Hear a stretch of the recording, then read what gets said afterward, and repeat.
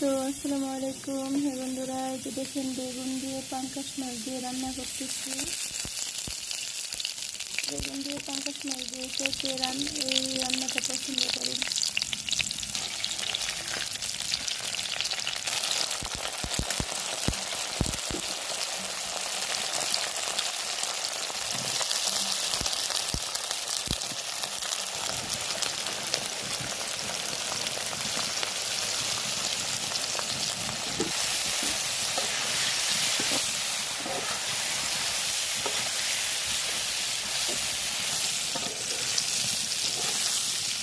রাঁধুনি যেমনই হোক, মানে ঘরে বসে যেমনই হোক, হাতের রান্না যদি হয় তাহলে তো কোনো কথাই নেই।